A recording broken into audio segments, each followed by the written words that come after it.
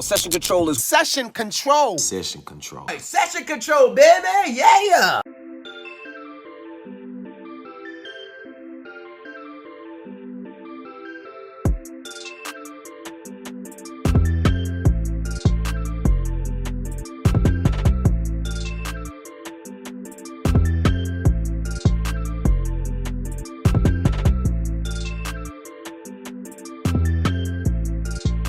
Yo, I'm one half of the Grammy nominated duo Los Rakas.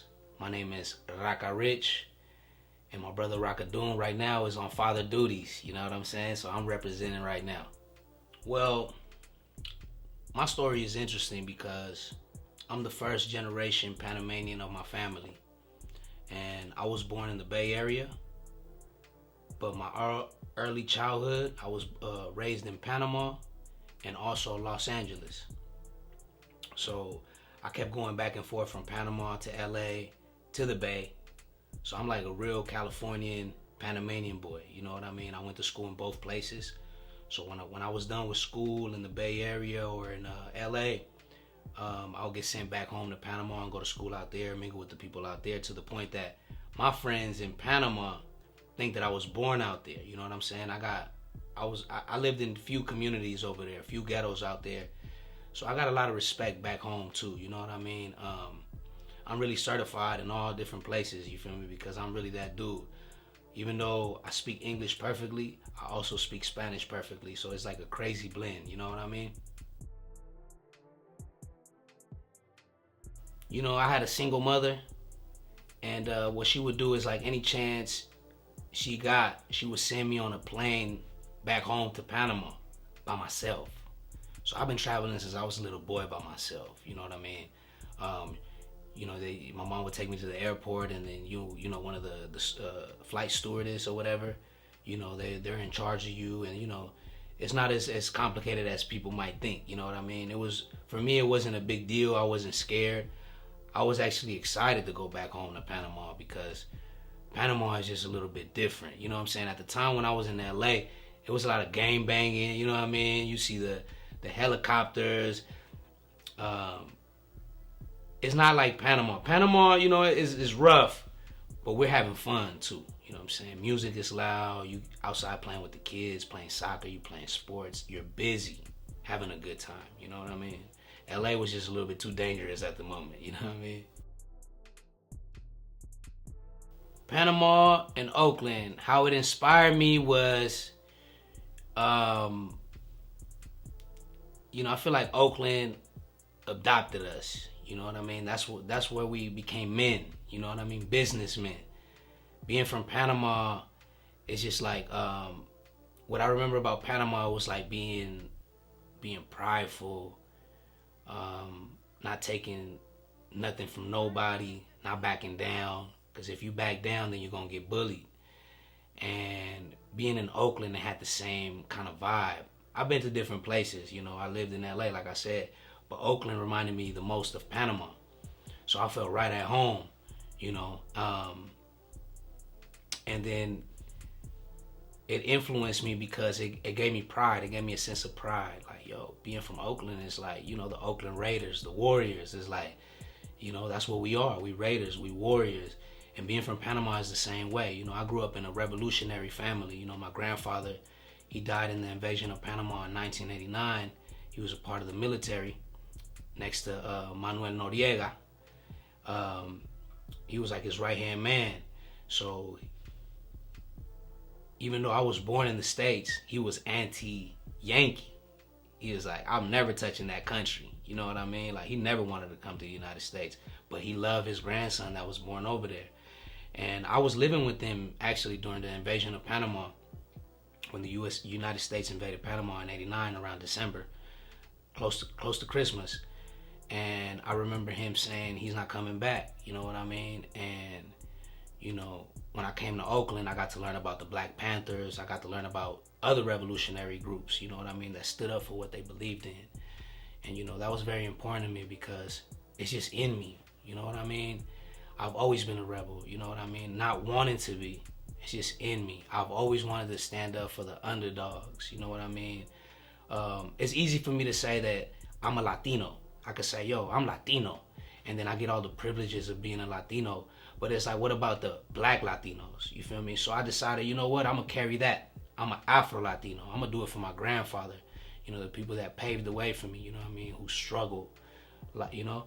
And so I'm just doing it, you know, it's just in me, bro, like to represent where I'm from and to show the light of the people who paved the way, like the Black Panthers, the people that really showed me to stand up for something. And I feel like in the music industry, you know, there's still so many gaps where we're not being represented the right way. When you think about, you know, and it's not to knock anybody that's doing it, because everybody gets inspired off the music game, but especially off of black culture.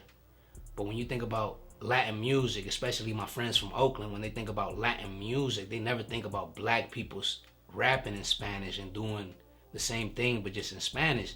They think about the light-skinned artists, you know, because they assume that, you know, being Latino is being white. And it's like, nah, you know, all over the world we mix, bro, and there's black people all over the world. And black people always come and bring the music, they bring the style, the culture, the fashion.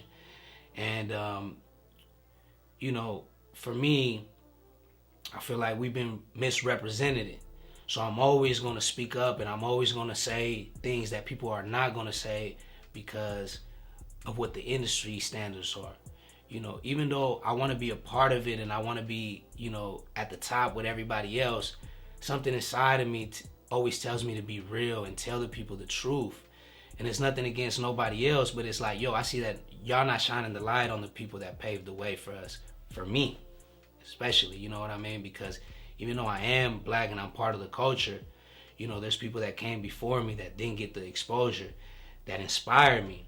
And it's like I always want to be the one to shine the light on those people that came before me, because guess what? Just like me, this is how I feed my family, you know? And when I get to think about all my struggles, I get to think about, man, I've been so successful. I've got to do these things. I was sponsored by Hennessy. I got to go fly to Cognac. I've been international. I've performed at Coachella. I'm the first Spanish group to perform at Coachella. I was the first to, whatever. I look back and I get to think about, man, if I'm struggling and I've done all of these great things, I was nominated for a Grammy in 2017. Just imagine the people that came before me, that this is all they knew. You feel me? They didn't go to school, they hungry, all these other things. It would be selfish of me to not shine the light on those people and represent for those kind of people, and also the people from the streets, because guess what? I'm the artist of my family, but I got people in my family that's drug dealers, that's gangsters, that's all of these things, man. And we got to shine the light on those people too, the teachers, the people that come from my community that made it out. You feel me? It's important for me.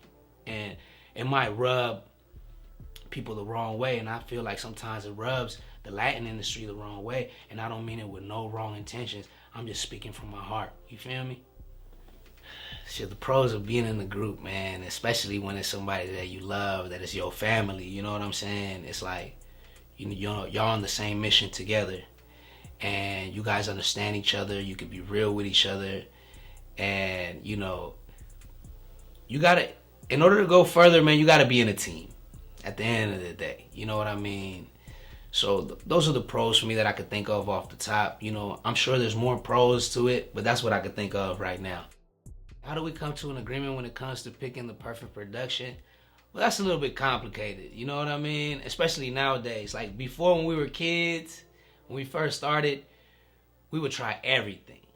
We were experimenting. We didn't know what the fuck we were doing. We were just vibing out. We'd go to the studio and people would just start playing us beats, and we had so many ideas, so many things that we want to get out, so we just record over any style of beat, right? Just experimenting, because at the end of the day, you know, everybody always considered us as rappers or reggaeton, and it's like, that's cool, you know, we did that, we graduated from that, we did that hella times, we could keep doing that, we could do that whenever we want, but being a true artist is always wanting to expand and evolve, and with the evolution, you know, some of your the fan base or your peers might be like, man, this dude is going crazy. He's trying too much. And it's like, yo, I could rap my ass off. I could do whatever I want. But it's like, I'm bored. I want to try something different. Man, I was just on tour over there in France. and they was playing like some house music. I want to try that. That sounded kind of fresh. And then we started experimenting with different sounds. We started mixing in different genres, you know what I mean? Because music just keeps evolving. So we want to keep evolving. We want to go to the top. We want to make sure, man, that music doesn't get boring to us. Because at the end of the day, the reason why we started doing this is to have fun. You know what I mean?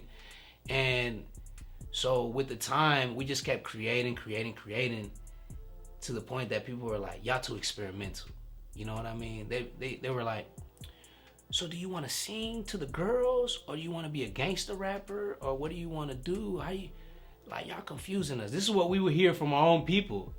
And I just couldn't understand that, because I'm like, yo, I'm all of that. You know what I'm saying? I am romantic. Yes. I could get on some gangster stuff too. You know what I mean? I grew up with the gangsters. You know what I mean? If I want to sing salsa, I'm going to sing salsa because I grew up listening to salsa. I want to push myself. I don't care what everybody else was doing. I want to push my boundary on how far I could go with it, because guess what? The people that I admired, that I grew up listening to, I feel like that's what I liked about them, that they were versatile and they tried different genres. Artists like Aldo Ranks, which he's from Panama, but he was like one of the big dance hall Spanish artists. But then if you wanted to hop on a techno beat, he would kill it. If you wanted to hop on a reggaeton beat, he's gonna kill it. So those are my favorite kind of artists. You know what I mean? Artists that could talk about anything, that could hop on any kind of beat. Tupac, Tupac would talk about some gangster stuff, but then he'll talk about something that you could reflect on. Because at the end of the day, yes, it's like we are making a movie musically, but we got to be able to really give the message to our people. At the end of the day, okay, cool. We talked about this gangster stuff, but guess what? Here's a little message for you. Here's something for my ladies. Because at the end of the day, we got to represent that too. We got to be real with ourselves. And if we just talking a bunch of stuff that doesn't touch the people, then what are we really doing? You know what I mean? Because we're doing this for our people. This is where we come from. You know what I mean? So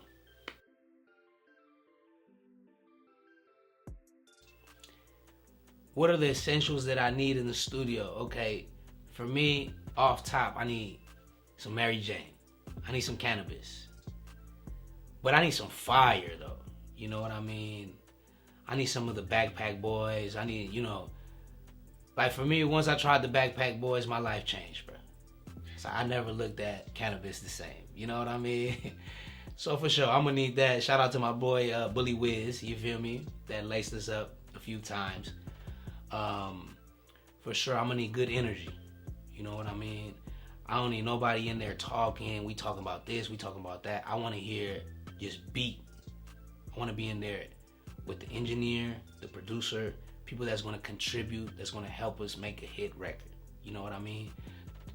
Not nobody distracting the moment, because it's a vibe. And if somebody else is about to kill that vibe, it's all bad. Like back in the days, let me give you an example. Like we'll be in the studio with like 20 motherfuckers. You know what I mean? That was normal. And, in a way, it's like you sharpening your tool. You get what I'm saying? But then, it comes a moment where it's like you want to hear yourself. You know what I'm saying? You want to hear your thoughts. Because guess what? This next song could change our lives. You feel me? And I'm doing this for my family at the end of the day. You know what I'm saying? And for my people, for my community. You feel me? So I want to make sure that I'm really taking this serious, because there's been a lot of people that have been rooting for us for a long time. And they want to see us on the big stages. They want to see us on top. You know what I mean? And I owe it to them too. You know what I mean? So, I don't need no distractions in there. I just want to work on music.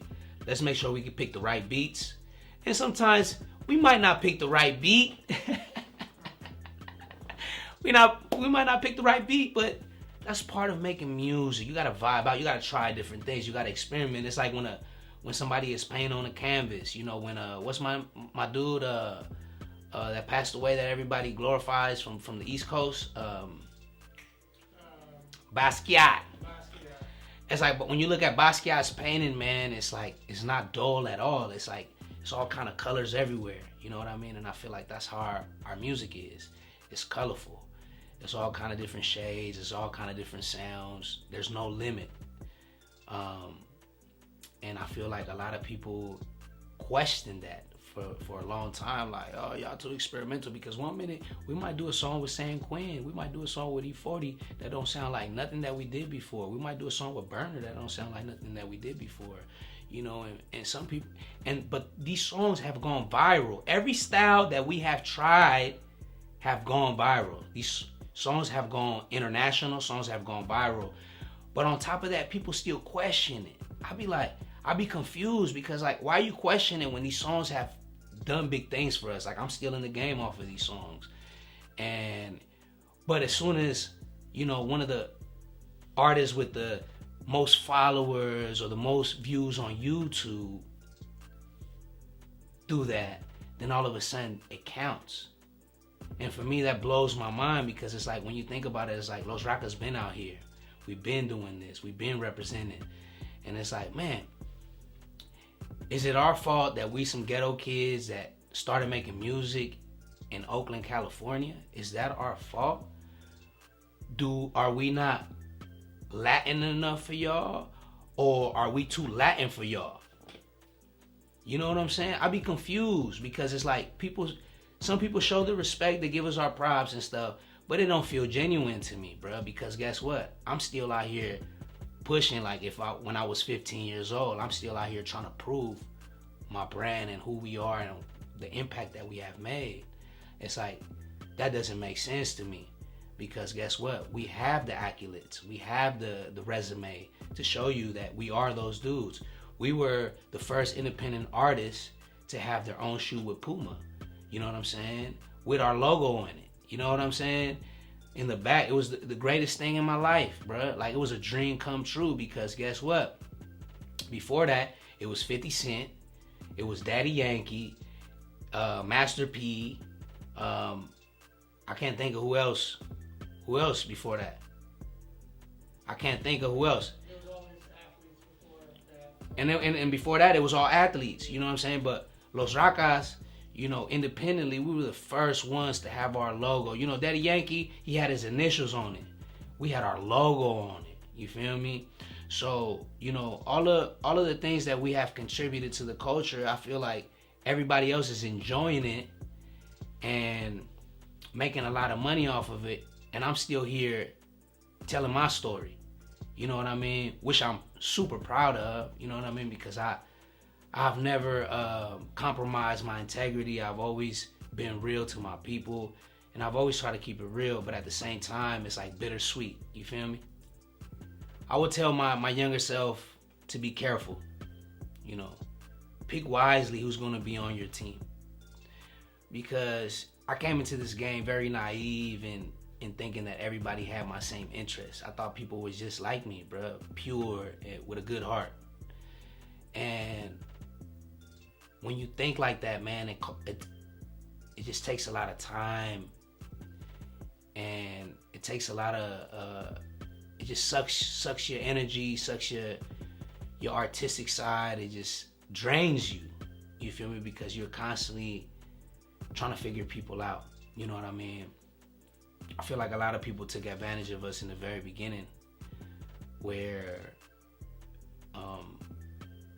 when we was just kids trying to be artists, not trying to learn the music business. Even though we had an understanding of what certain things were, we didn't quite understand exactly what the music business was. And I feel like a lot of people saw talent and they try to exploit that out of us. And once I recognized it, that's when all the walls came up and all the doors started closing. You know what I mean? So I would have told myself from the very beginning to pick my team wisely, because it's cost me a lot of time, to the point that, man, sometimes you get to question, your past, and you get to be like, how would I did it before? You feel me? I've been in the game over 17 years now, and that's something that I think about all the time. Like, man, what if I would have did that? What if I would have just said, keep playing me? Would I be further? Would I have been able to renegotiate my contract if I would have just allowed people to keep exploiting me? And then I get to thinking about my other side, like my grandfather's side, the rebel in me be like, nah, no. You know why? Because I have a 13-year-old son that I have to show that you gotta stand up for something, bruh.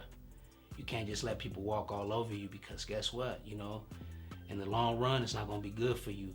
Mentally, you're not gonna be all there. You know, even though mentally you might not feel good right now, I think it would be worse for me if I would have took the other route. You feel me? I'm the one to finish that off. I'm the one that's doing all of these things for everybody to eat. But guess what? I'm not eating. You understand me? I got a kid. I gotta pay rent. I gotta do these things for my family too. I can't do everything for y'all. You know what I mean? And guess what? When you feel that people don't support that, it will eat you inside, because you get the feeling like, did I do something wrong? But nobody ever gonna tell you that you did something wrong. They're gonna keep exploiting. They're gonna keep taking. You feel me? But never giving. So I learned that, bro, the long way. You feel me? I had to learn, if somebody is taking and not giving, I don't want to be a part of that, bro. Because guess what? I'm always going to give.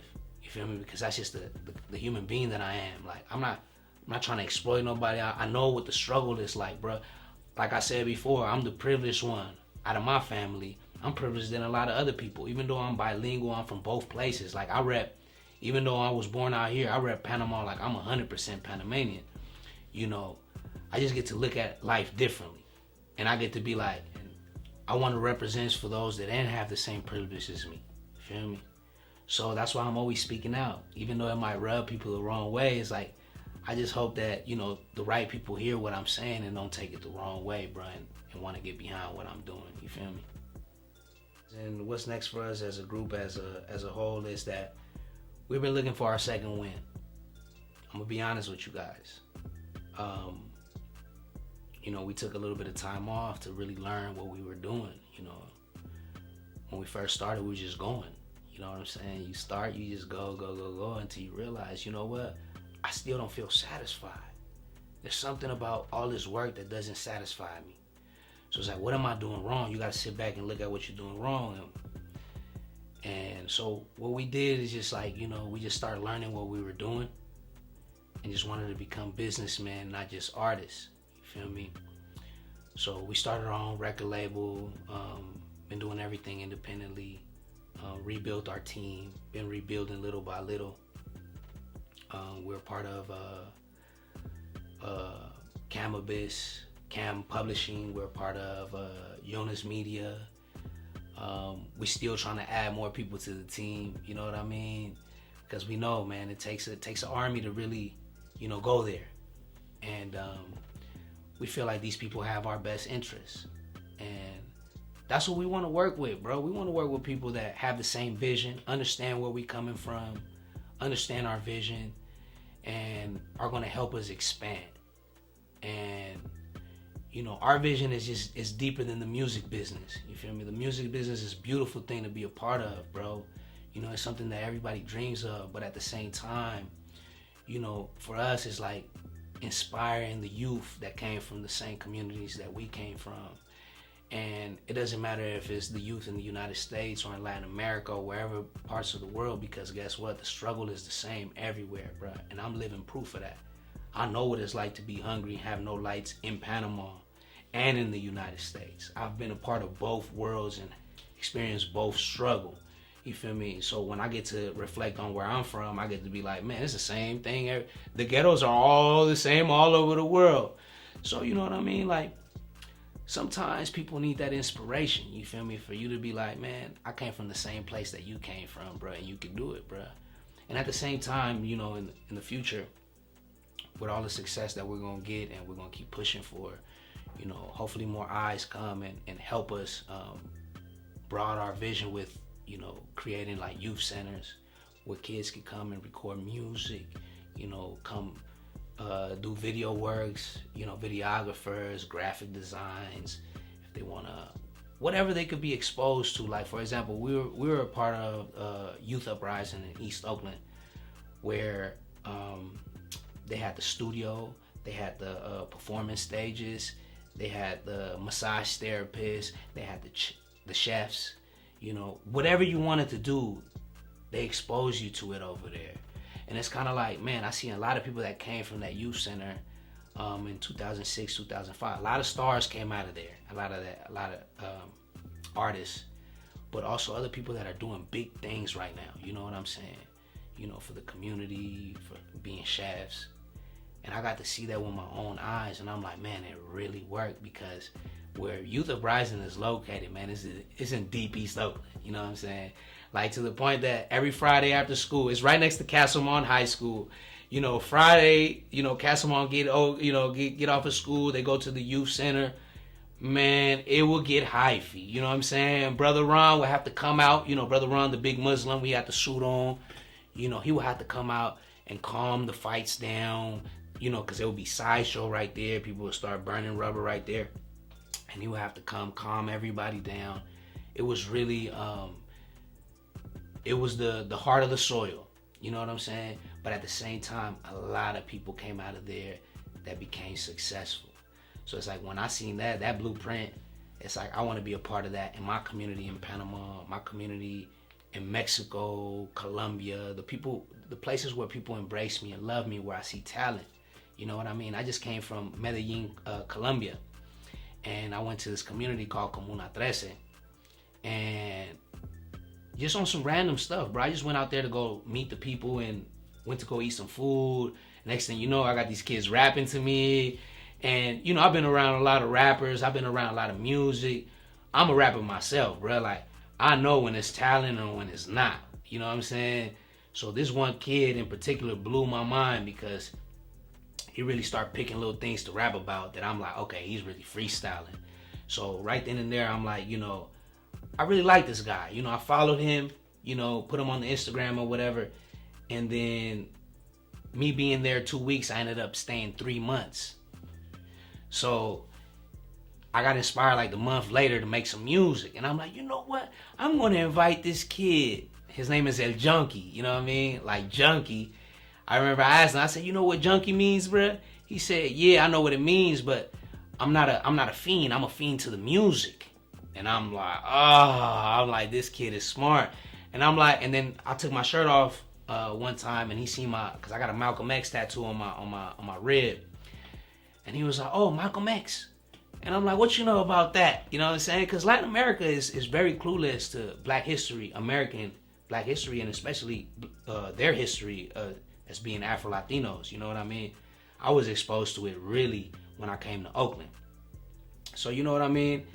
I just want to be able to shine the light on those kids that come from the same community that didn't have the privilege that I didn't have.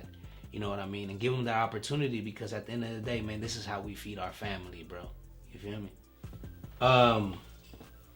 You know, for me, I gotta be honest with you guys. You know, Session Control is ran by my homie Yogi. You know what I mean? That's my brother.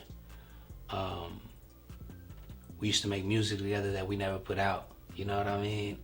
But to me, he was one of the best rappers out of Oakland. His voice, his style, his lyrics, everything was on point.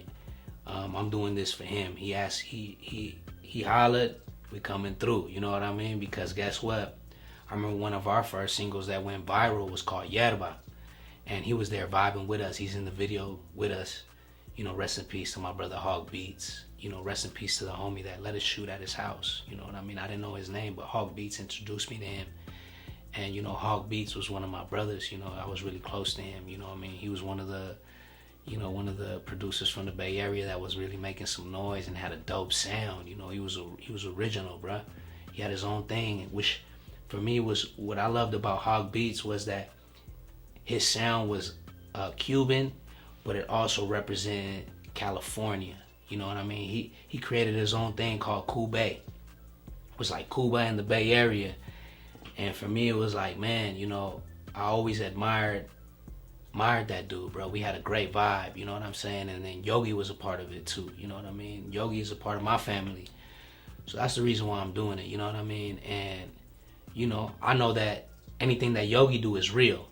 So I want to be a part of that. So, hey, my people, make sure y'all stay tuned to what we're doing. You know, we are the pioneers of the Latin urban sound. You know, follow us at Los Rakas, LOSRAKAS Follow us on all the digital platforms. We got great music. You just gotta go find the ones that you like.